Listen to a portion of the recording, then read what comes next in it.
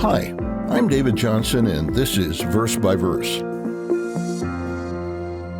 My wife and I, and the group we were escorting, had just settled into our seats for the long overnight flight from New York to Israel when a group of Orthodox Jewish men wearing their white shirts and black suits began standing up in the aisles of the plane. The flight crew asked them to return to their seats, but they refused, and in just a few minutes, more than 20 of them had pulled out their prayer books and begun chanting prayers in Hebrew.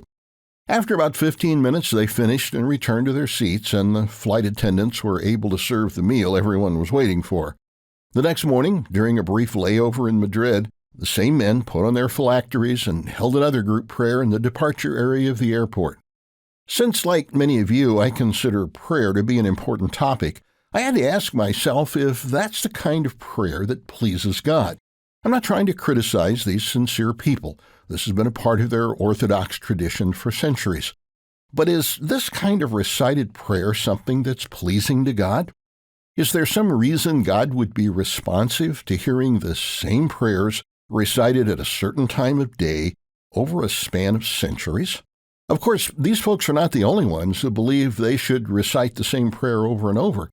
If you have Roman Catholic friends, you're probably familiar with the Rosary, a special string of knots or beads that good Catholics use to keep track of how many times they've prayed the same three prayers, one called the Hail Mary, one called the Glory Be, and the other known as the Our Father.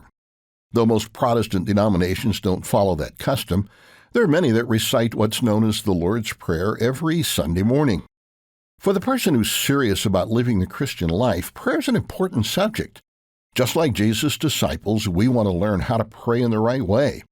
Jesus taught his followers that endlessly repeating mindless prayers was not pleasing to God. He further taught them that praying in public in order to be seen by others was a waste of time. Such prayers would not be answered. He criticized the religious leaders of his day, whose prayers were often hypocritical and judgmental of others. In another episode of Verse by Verse, we considered a passage in Psalm 66 that told us that God will not hear the person who is aware of his sin, but is doing nothing about it. We could probably spend quite a bit of time examining the reasons why God would refuse to hear and respond to some prayers. Scripture tells us that it is possible to expend a great deal of time and energy on prayer and yet find that God was not listening. But instead of looking at all of the reasons why prayers might be unheard, let's turn the question around. Is there anything you and I could do, some key we could use, that would unlock the door for our prayers to reach God? There's obviously nothing we can do to force God to hear our prayers, but is there anything we could do that would make him welcome our prayers?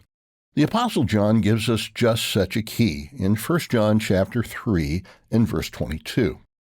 And whatever we ask, we receive from him, because we keep his commandments and do those things that are pleasing in his sight.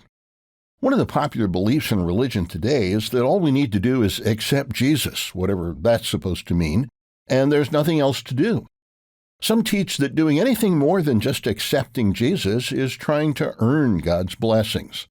But keeping God's commandments, striving to change our lives to follow in the steps of Jesus Christ, and living by God's righteous standards is not something we do to earn God's blessings. We live by his standards because we've come to believe that's the right way to live. And as we do that, as we conform to the way of life Scripture reveals, God is pleased with our efforts and welcomes our prayers. So, if I keep his commandments and do those things that are pleasing in his sight, does God always give me exactly what I think I want?